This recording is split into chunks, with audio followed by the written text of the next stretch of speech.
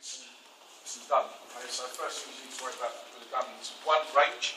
So if you're here, then obviously you're fucked. Right? If it's a real gun, you're not going to get there quicker than he can fire the bullet towards you. So if your arm's reach, if you've got the balls, then you can do stuff. But from point blank range, there's stuff you can do from there. Okay, so believe it or not, the gun is actually easier to defend against than a knife. Okay, with a knife, you get cut, you get stabbed, never needs reloading, never jams. Okay, with a gun, there's so many things that can go wrong. And also, the only bad end of the gun is that in there. Okay, when the bullet comes out, obviously.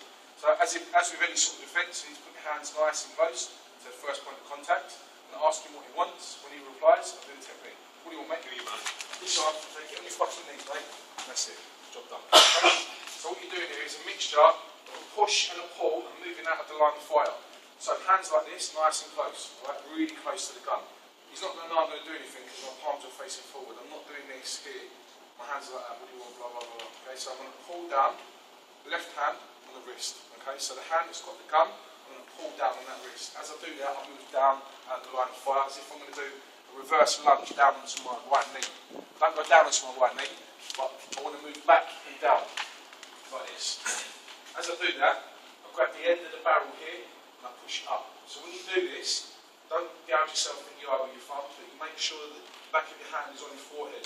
So you're right on the end of the barrel of the weapon, yeah? That way then you've got more leverage.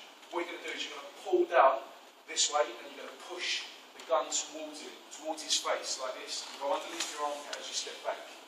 Then you cock it, put your finger in the trigger chain and tend to get on his knees. Okay?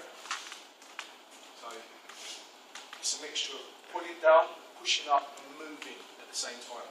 Okay? When you do this, make sure, okay, you're right on the end of the barrel. You're going to pull and push. Think about pushing 100%, pulling 200%. So if you get that wrong, if you just push and pull that much, you might still have the gun and fight back. So it's the pull down that works even more. So when you get to this point here, you're going to be pulling his hand down. It's the same with a lot of these gun techniques. You push, but you pull more. So you're pulling the hand away more than you push it. Okay? So think about 100% here, 200% there. Alright? When you're holding the gun, do it like Joe's doing now, always when you're training with the gun. These guns should, I mean, for reality, they're like that. Okay? But they shouldn't have that bit in there because people forget they go like that. And some techniques, like the gangster grip, for example, with his fingers in there, if he puts his finger in there and I take it down that way, his finger can get caught. Okay, if I go right back, his finger's going to get dislocated. So always have your finger like that. But then when you disarm the gun, make sure you put your finger in the trigger chamber. Okay, it's obvious common sense, but just make sure you do that because you'll repeat that technique so many times in class that if it happens in reality, you're going to do what you do in class.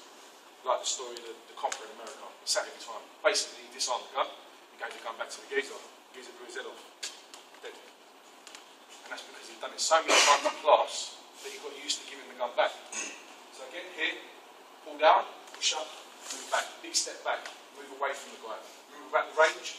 You don't let this on the gun and get to here, because he might start trying to defend himself from that position. So make sure you right back, stabilise the gun, and then just point it at centre mass. That's pretty much it. Okay? Does that make sense, guys, yeah? Okay, let's go.